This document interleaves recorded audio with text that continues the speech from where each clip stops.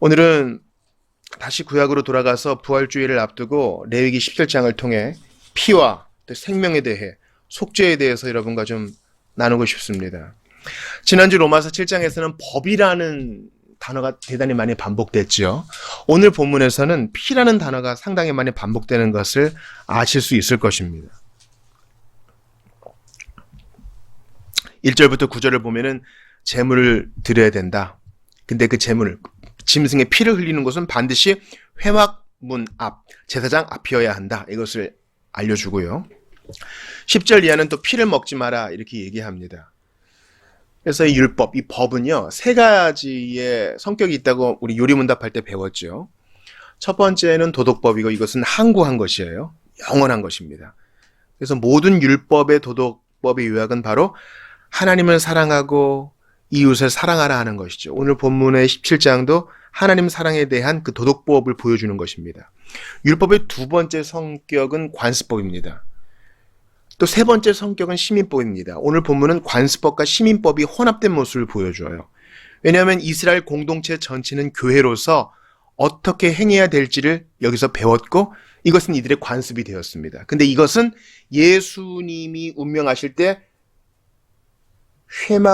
휘장이 찢어지면서 모두 폐지된 것이요. 율법이 완성되면서 도덕법만 남은 것입니다. 오늘날 우리는 회막이 없어요. 회막이 없다고요. 또한 오늘날 우리는 피를 먹습니다. 피가 들어간 음식을 먹어요. 왜냐하면 예수님께서 운명하실 때 휘장이 갈라지면서 이제 모든 것이 말씀과 기도로 거룩해지기 때문에 음식법에 우리가 매이지 않습니다. 여기 보면 정결한 짐승의 세 개가 나오죠. 무엇입니까? 3절 보니까 정결하게 예물로 드릴 수 있는 짐승 세 가지 뭡니까? 소, 양, 염소, 그죠? 근데 우리는 돼지도 먹을 수 있어요. 그죠? 오늘도 우리 점심 식사가 그런 곡인데요.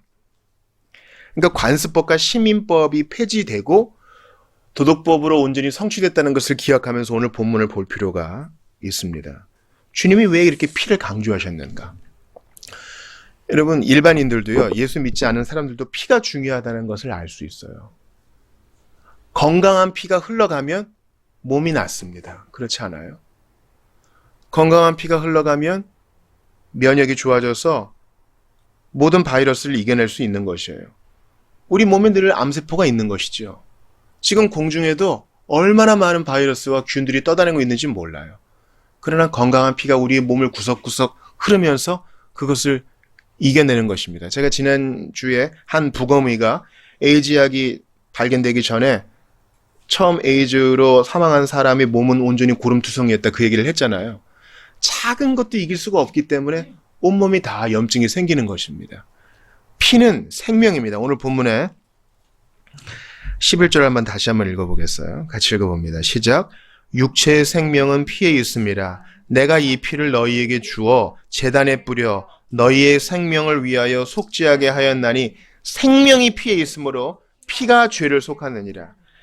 이 피는 생명이라 했습니다. 단지 건강하게 해줄 뿐만 아니라 주님이 말씀하시기를 피가 생명을 준다. 현대인들은요, 그리고 교양 있는 사람들은 예수 믿는 신앙을 상당히 혐오스럽다고 얘기합니다. 왜냐하면 피는 그렇잖아요. 끔찍하잖아요. 누가 멱살을 잡고 싸웁니다. 막 욕도 하고 싸워요. 그때까지는 좀 봐줄만 합니다. 그러나 코피라도 한번 나가지고 퍽 바닥에 피를 적시면 가슴이 벌렁벌렁 뛰고 무서워집니다. 우리 주님은 이 혐오스럽게 여길 수 있는 피로 생명의 문제, 속죄의 문제를 해결한다고 하시니 우리가 주의를 기울여야 할 것입니다. 다시 한번 교회 소식 주보 3면의 암송 선고를 같이 읽어보겠습니다. 히브리서 9장 22절입니다. 시작. 율법을 따라 거의 모든 물건이 피로써 정결하게 되나니 피 흘림이 없은즉 사함이 없느니라. 거의 모든 물건이 피로써 정결하게 됩니다. 아마 마귀는 보혈로도 정결하게 안 될 거예요. 아마 그래서 거의 모든이라고 했을 수도 있어요. 그러나 피 흘림이 없은즉 사함이 없다고 했으니 주님은 이 피 흘림의 공효를 모든 죄인이 받아야 된다고 말씀합니다. 주보 일면을 보시겠어요? 거기 보면은 그냥 일상적으로 쓰는 물건들로 이루어진 회막이 여기 나와요. 회막. 오늘 본문에 회막이 나오죠. 이것을 성막이라고도 부릅니다. 그리고 이 구조는 성전에서도 그대로 적용됩니다. 다 주보 일면을 보시면 글씨가 좀 작지만 오른쪽부터 보시겠어요? 오른쪽에 보시면 성막 입구가 있죠. 주변을 두른 것은 울타리입니다. 울타리. 은받침으로 해다가 이제 널판지를 서로 연하게 해가지고 만들었죠. 오른쪽 동쪽으로 성막문이 돼 있어요.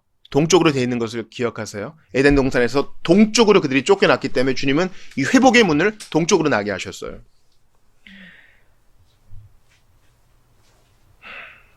성막으로 들어가면 번제단이 나오고요. 오늘 본문에 나왔던 이 양, 소, 염소를 잡는 곳이죠.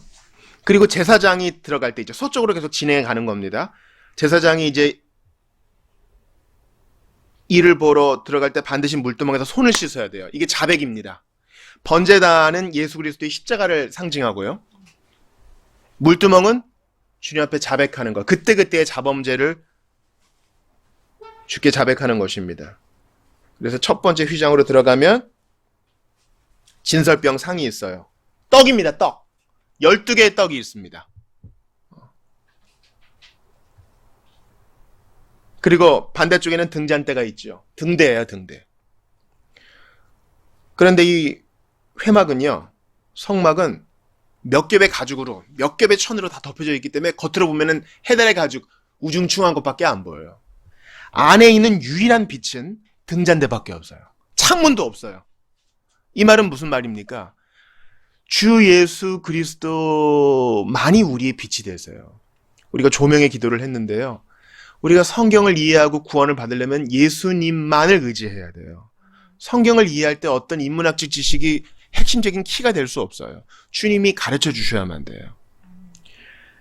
그래서 이 진설병은요, 하나님의 말씀을 가리킵니다. 왜냐면 이 말씀은 양식이니까요. 동시에 이 등대는 성령을 가리켜요. 자, 아무리 성경을 많이 읽고 만독하고 백독한다 해보세요. 성령께서 빛을 비추어 주시지 않으면 거기서 구원의 진리, 지혜를 얻을 수가 없어요. 그래서 이 진설병과 떡과 등이 같이 가는 것입니다. 꼭 그걸 기억하세요. 그리고 이제 향단이 있어요. 이 향단은 지성소와 성소를 가르는 휘장 바로 앞에 있습니다. 그래서 이 향단을 지나가면, 즉 이 휘장을 지나가면 정사각형의 지성소가 나옵니다. 이거 그림을 늘리는 과정에서 정사각형이 깨졌는데 지성소는 정사각형입니다. 지성소 안에 지극히 거룩한 곳이죠. 여기에 언약궤가 있어요. 그리고 언약궤 위에 그룹. 이 그룹은 그룹 사운드의 그룹이 아니고요. 케루빔을 그냥 우리말로 푼 거예요. 천사예요, 천사. 천사 둘이, 두 마리라 그러면 안 되죠. 천사 둘이 날개를 쫙 펴고, 총 날개가 4개죠. 이렇게 쫙. 그 위에 있어요. 언약궤의 뚜껑 위에 있는 것이죠. 그리고 아래를 내려다보고 있습니다. 언약궤 안에는 무엇이 있나요, 여러분? 언약궤 안에는 3가지가 있죠.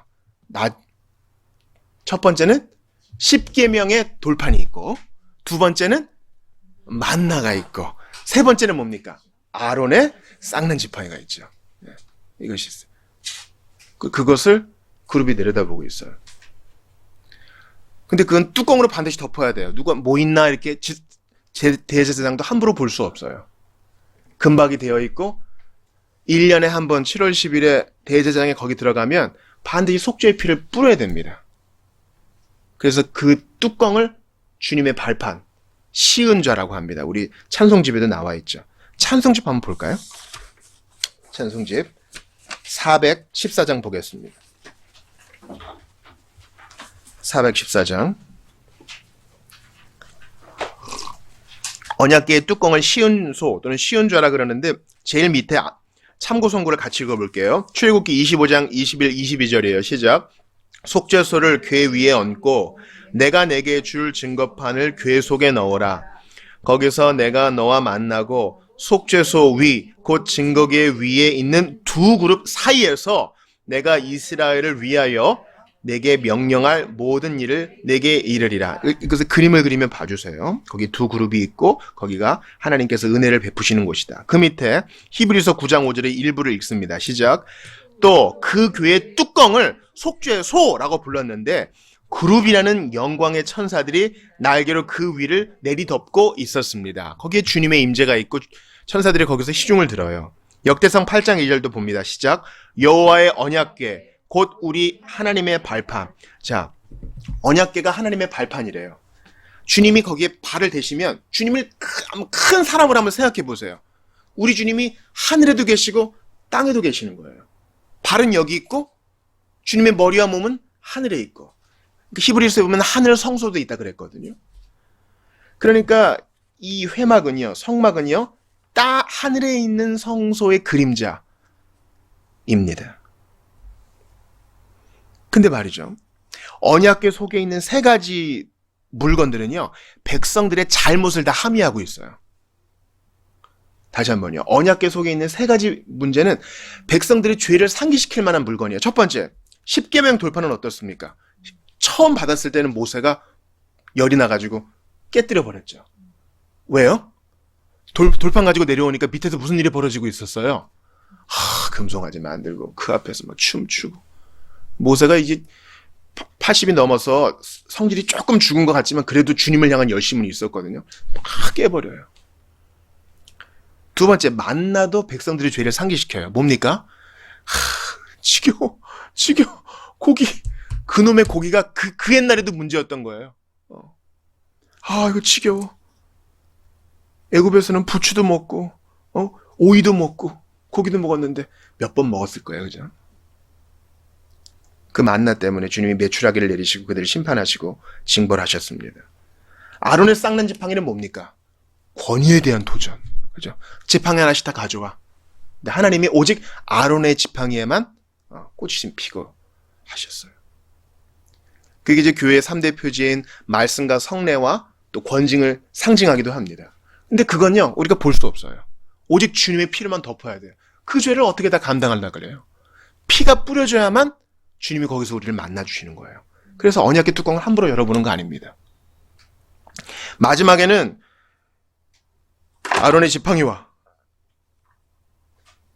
만나는 없고 십계명 돌파만 있다 그랬어요. 무슨 일이 벌어진지 모르지만 교회는 혹 문제가 있어 성례를 집행할 수 없어도 또 권징이 잘 집행되지 않아도 하나님 말씀으로부터 이 모든 것이 비롯된다는 것을 우리에게 알려줍니다. 다시 본론으로 돌아옵시다. 주보 일면에 이 회막의 문을 보면 성막의 입구에 들어와서 번제단에 들어올 때도 피요! 지성소 안에 들어갈 때도 피라는 것을 알 수 있습니다. 피가 없이는 하나님을 만날 수가 없어요. 피로 속죄함 없이는 하나님과 교제할 수 없어요. 나는요, 참으로 어리석어서 왜 하나님은 이런 거를 시켜? 하나님은 참 성미도 고약하시지. 이것만 생각했어요. 그러나 회심하고 난 후에는 나의 죄의 문제가 얼마나 컸길래 주님께서 이것을 명하셨는가를 생각하게 되었습니다. 처음에 성경을 읽을 때는 성경이 어려워요. 그래서 내가 성경을 해석하려고 그러다가 낙심합니다. 그러나 회심하고 난 이후에 성경을 보면 성경이 나를 해석합니다. 우리는 이 본문을 보면서 주님께서 우리의 죄의 문제가 얼마나 심각한 줄 아시고 피의 문제로 생명의 문제를 해결하게 하시며 속죄의 피로 말미암아 당신께 나옴을 허락하게 하셨다는 것을 기억해야만 합니다. 이 영광스러움을 맛보려면, 주님을 만나려면. 그래서 예수님이 피 흘리시자 휘장이 쫙 갈라진 거예요. 이제는 오라. 이제는 오라.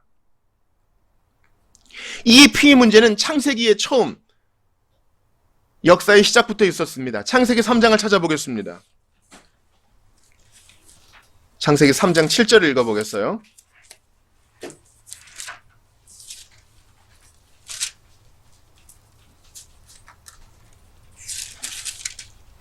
성경을 몇 군데 찾을 테니까 레위기 17장을 딱 꽂아 놓으시고 몇 군데를 찾아 읽어보겠습니다.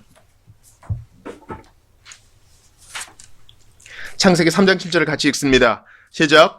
이에 그들의 눈이 밝아져 자기들이 벗은 줄을 알고 무화과 나무 잎을 엮어 치마로 삼았더라. 자, 하나님이 금지한 선악과의 열매를 따먹자마자 그들에게 부끄러움이 임했습니다. 우리 지난주에 법 얘기하면서 도둑질하는 사람이 이렇게 주위 살핀다 그랬죠. 양심이 남아있으니까. 부끄러운 거예요. 당당하게 도둑질하고 당당하게 살인하는 사람은 매우 드뭅니다.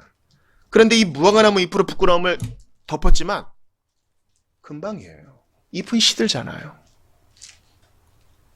또 춥고요.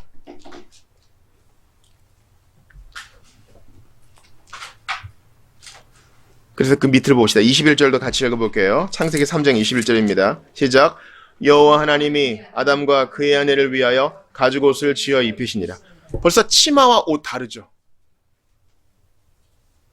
치마는 아랫도리만 가리는 거지만 옷은 따뜻하잖아요.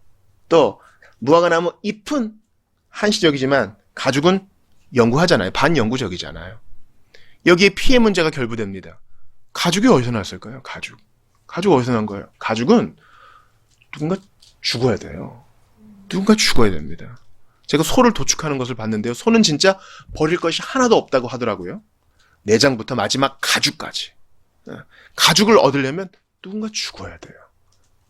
이 피의 문제로 주님은 당신께 나오게 하셨고 이 피를 흘릴 구세주 예수 그리스도 여인의 후손을 예언해 주셨습니다. 아담과 하와는 아들을 낳았는데 누구를 낳았습니까? 가인과 아벨을 낳았죠. 가인은 예배를 어떻게 드렸나요? 자기의 곡식으로 드렸죠. 그런데 아벨은 어떻게 드렸어요? 그렇죠. 짐승의 피와 기름으로 예배를 드렸습니다. 알고 있었어요. 피로 하나님께 나아가야 된다는 것을 알고 있었어요. 피의 문제로, 중재자로, 누군가의 희생으로 하나님께 나아갈 수 있다는 것을 알게 됐어요. 피가 죄를 덮는다는 것을 알게 됐습니다.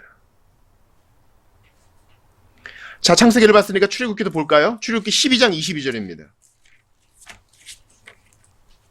창세기 다음에 있습니다. 출애굽기 12장 22절.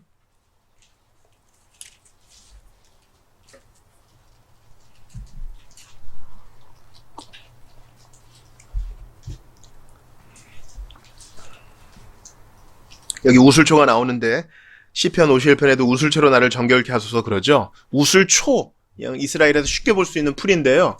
이 우슬초에 문제가 있는 게 효력이 있는 것이 아니라 여기에 뭘 찍어서 물을 찍어서 뿌리거나 피를 찍어서 뿌리거나 우슬초가 많이 쓰였어요. 자, 같이 읽어볼게요. 12장 22절 시작. 우슬초 묶음을 가져다가 그릇에 담은 피에 적셔서 그 피를 문 임방과 좌우 설주에 뿌리고 아침까지 한 사람도 자기 집 문 밖에 나가지 말라. 6월절 주님이 제정해 주시죠. 6월절 패스오버, 넘어갈 넘어갈 월. 뭘 넘어가요? 죽음이 넘어간다는 거예요. 심판이 넘어간다는 거예요. 어떻게 넘어갈 수 있어요? 누군가 죽어야 돼. 6월절 어린 양이 죽어서 그 피를 뿌려야 넘어간다는 겁니다. 이 6월절이 그렇게 중요한 것이에요. 우리 주님은 피로 속죄를 받고 피로 생명을 얻고 피로 심판을 피한다는 개념을 성경 전체에 걸쳐 알려주셨습니다.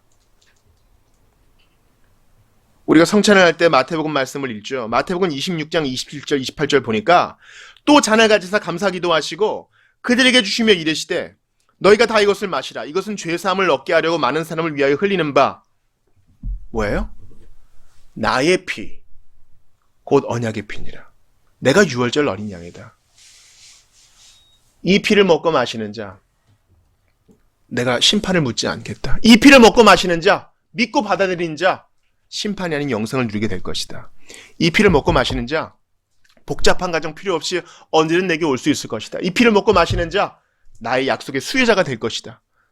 하나님은 그의 하나님이 될 것이요. 내가 그에게 나의 법을 넣을 것이요. 나는 그들의 죄를 기억도 하지 않을 것이요.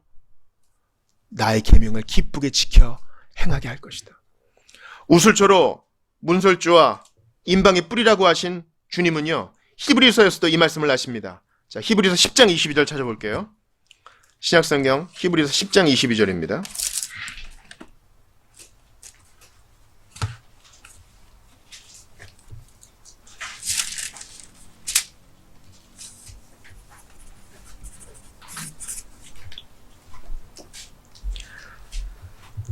히브리서 10장 22절 같이 있습니다. 시작. 우리가 마음의 뿌림을 받아 악한 양심으로부터 벗어나고 몸은 맑은 물로 씻음을 받았으니 참 마음과 온전한 믿음으로 하나님께 나아가자. 마음의 뿌림을 받아. 신의 산에서 언약을 받은 백성들에게 피 뿌림을 받은 것처럼 우리도 마음의 피 뿌림을 받아 악한 양심으로부터 벗어나고 주님께 믿음으로 담대히 나아갈 수 있게 된 것입니다. 그러므로 남들이 뭐라 하건 예수의 보혈, 예수의 피, 나를 속죄하기 위해, 내게 생명 주기 위해, 내게 심판을 물러가게 하시기 위해, 나를 하나님과 관계를 회복시키기 위해 흘리신 그 피, 단순한 복음을 믿고 의지하시기를 바랍니다. 정말 절체절명의 순간이 있어요. 영적 전쟁을 수행해야 될 때가 있다고요. 늘 우리가 평온한 게 아닙니다. 그때 예수 보혈 외치는 그 보혈을 의지하는 여러분 되시기를 바랍니다. 평소에 내가 의지할 것 있고 기댈 때가 있을 때에는 예수 보혈이 좀 유치해 보여요. 될까? 원시적인 것 같고. 그러나 절체절명의 순간이 누구에게나 있습니다. 인생의 위기가 있다는 말이죠. 삶과 죽음. 바로 그 찰나의 순간에 우리는 예수 보혈을 의지해야 됩니다. 지난주에도 말씀드렸다시피 예수님이 죽었나 확인하기 위해서 로마 군병이 예수님의 옆구리를 찔렀습니다. 뭐가 나왔습니까? 물과 피가 나왔죠. 그 물로 우리를 씻으시고 그 피로 우리의 죄를 덮으셨으니, 우리의 죄를 도말하셨으니 이것을 귀히 여기고 늘 생각해야 하는 것입니다. 감상적으로만 생각할 것이 아니라 신구약 전체에 걸쳐 말씀하신 이 피의 효력을 감사해야 할 것입니다. 우리의 전인격을 다해서. 죄에서 자유를 얻게 함은 보혈의 능력, 시험을 이기는 승리가 된다 했습니다. 여러분, 우리가 유혹이 밀려올 때 못 견디는 분들이 많아요. 그냥 봐버려. 그냥 해버려.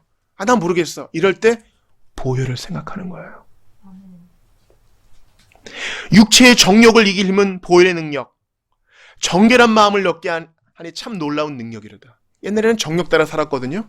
근데 보혈로 마음이 씻겨지니까 우리의 마음이 원하는 바가 옛날이랑 달라졌어. 옛날에는 진탕 먹고 마시면서 세상 사람들처럼 사는 것이 좀 번듯해 보이고 멋져 보였는데 이제는 내 기준이 달라졌어요. 정결한 마음을 보혈이 주셨어요. 눈보다 더이게 맑히는 것, 보혈의 능력, 부정한 모든 것 맑히시니 참 놀라운 능력이로다. 옛날에는 더러운 게 더러운 줄 모르고 진흙탕에서 구르면서 다 이렇게 사는 것이다. 친구가 제일인 줄 알고 세상 유행이 전부인 줄 알았지만 이제는요, 정결한 게 좋아요. 깨끗한 게 좋아요. 경건에 속한 모든 것이 좋아요. 구주의 복음을 전할 제목 보혈의 능력, 날마다 나에게 찬송 주니 참 놀라운 능력이로다. 예수 믿으세요. 친구에게 전했는데 무시당했어요. 그래도 기뻐요. 주님 언젠가는 믿게 해주십시오. 당장 내 손에서 변화되지 않는 사람이 있어도 포기하지 않게 해주세요. 이게 보혈의 능력이에요. 혼자 있을 때, 악몽을 꿨을 때, 가위에 눌렸을 때, 영적 위험이 있을 때, 가까운 사람이 나를 저주할 때, 얘도 보혈의 능력이에요. 그 피는 단 한 번 우리를 씻어줄 뿐만 아니라 우리가 풍성한 삶을 살게 해주는 유일한 원동력이 되는 것입니다.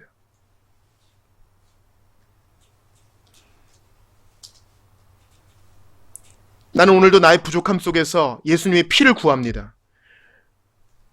몸을 입고 살아가는 동안 주님의 능력이 필요해요. 그 보혈의 능력이 필요해요. 난 이걸 뚫고 싶어요. 제가 휘필드의 전기를 봤어요. 이 50대에 죽은 부흥사는요, 대서양을 왔다 갔다 하면서 자기의 몸을 혹사시킵니다. 그러면서 쓰는 말이 내가 더 이상 바다를 건널 힘이 없을 것 같다.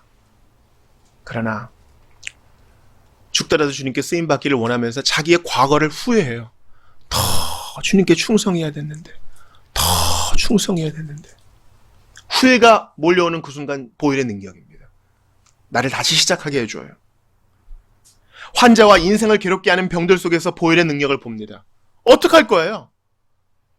삼성병원 응급실 가보세요. 복도에까지 사람들이 누워있잖아요. 어떡할 거예요? 육신의 옷을 벗고 난 이후 심판을 물러가게 해주고 하나님의 자녀를 삼아주는 보혈의 능력, 그것밖에 없습니다.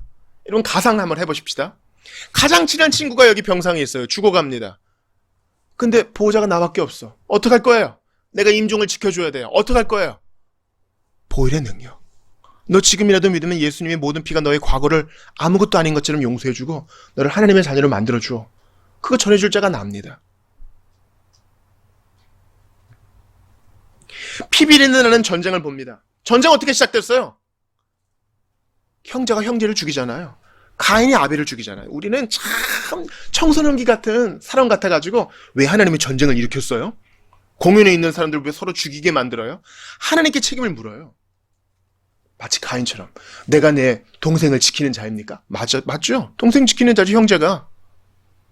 하나님께 대드는 가인과 같은 아주 미숙한 청소년과 같은 모습이에요. 피비린내나는 전쟁 속에서도 예수의 보혈밖에 없어요.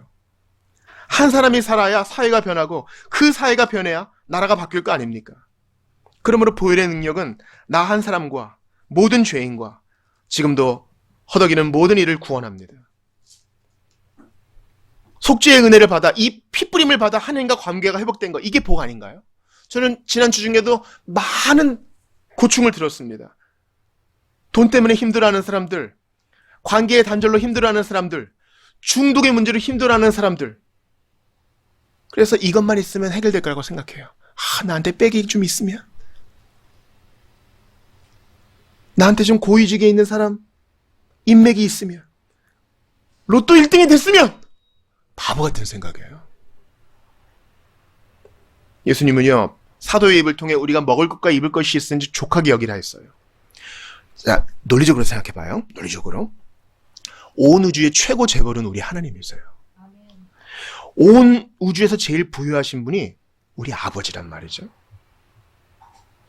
요즘 아버지들, 철이 없는 아버지들은 애가 배고프다고 빽빽 울어도 게임하다가 굶겨 죽이기도 한다면서요. 근데 우리 아버지는 그런 분이 아니에요. 우리 아버지는요, 모르는 게 없는 분이시고 자녀에게 필요한 것이 무엇인지 가장 잘 아세요. 예수님의 피 때문에 하나님과 나는 아버지와 자녀의 관계가 되었다고요. 그러니 그냥 주시겠어요? 문제는 돈이 없고 집과 차가 없고 내가 사고 싶은 명품이 없는 게 아니에요. 하나님이 없고 마음이 피뿌림을 받지 못한 게 그게 문제예요. 그분과 바른 관계 속에 있지 않은 게 그게 우리의 문제입니다.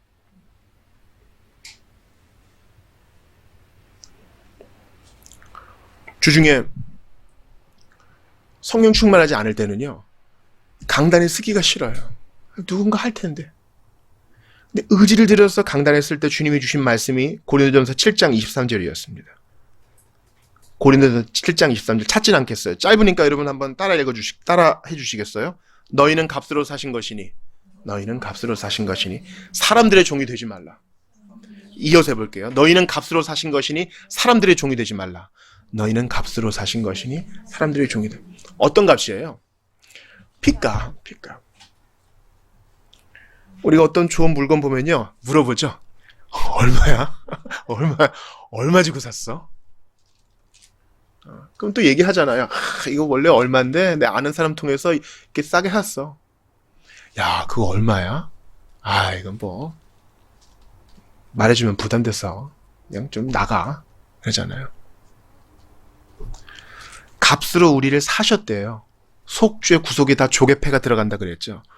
돈 주고 사는 것처럼 우리를 당신의 피값으로 보혈로 사셨대요. 그러니 우리는 예수님의 소유예요. 예수님의 것이라고요. 값을 정당하게 치르고, 죄의 삭은 사망이라 그랬기 때문에 사망의 피값으로 정당하게 지불하고 우리를 사셨어요. 우리 예수님 거라고요. 우리 물건 함부로 방치 안 하잖아요. 어제도 우리 모임 끝나고 어떤 분이 휴대폰을 충전해 놓고 멤버가 가셨어요. 한참 후에 전화 옵니다. 찾으러 오겠대요. 언제까지 있네요. 꼭 찾으러 오겠대요. 반드시 찾으러 왔어요. 중요한 게 있으니까. 예수님은 당신의 소유를 내팽개치지 않습니다. 피값으로 우리를 사셨으니 대충 살면 안 돼요. 사람들의 종이 되지 말라. 다른 사람의 기대에 부응하느라고 예수님을 잊어버리면 안 돼요. 유행 맞춰 사느라고 하나님의 시민인 것 잊어버리면 안 돼요. 남들이 뭐라 그러건 상관없어요. 그들은 예수님 없어가지고 돈이 전부인 줄 알고 명예가 전부인 줄 알고 세상 인기가 전부인 줄 알아요. 괜찮아요. 우리는 예수님의 종, 예수님과 같은 하나님의 형제, 하나님의 자녀인 것으로 족해요. 그리스도께서는 하이델베르크 류문답이 1문 끝이에요. 그리스도께서는, 우리 이거 암송하시는 분 같이 해봐요. 그리스도께서는 그의 보혈로 나의 모든 죄값을 완전히 치르고 나를 마귀의 모든 권세에서 해방하셨습니다. 그러함으로 그분은 그의 성령으로 내게 영생을 확신시켜 주시고 이제는 마음 다해 즐거이 그리고 신속히 그를 위해 살게 하시는 것입니다. 보혈의 능력 때문에 함부로 살지 않는 거예요. 함부로 원망도 안 해요. 하나님이 다 알고 계시니까. 그 능력을 받아 오늘도 살아가시는 여러분 되시기를 주의 이름으로 축원합니다. 사랑하는 여러분, 우리 한번 주신 말씀 붙들고 기도하겠습니다. 피비린내 나는 이 피를 나를 위해 흘려줬어요. 나를 위해. 온 세상 사람이 하나도 없고 이 세상에 나 혼자만 있어도 예수님은 오셔서 피 흘리셨을 거예요. 그만큼 우리가 사랑받는 존재입니다. 우리를 피값을 치르고 사셨으니 우리 함부로 살면 안 돼요. 예수님 거니까. 어디 세상에 속하겠어요. 어떻게 친구가 원하는 대로 세상의 기준에 부합해 살겠어요.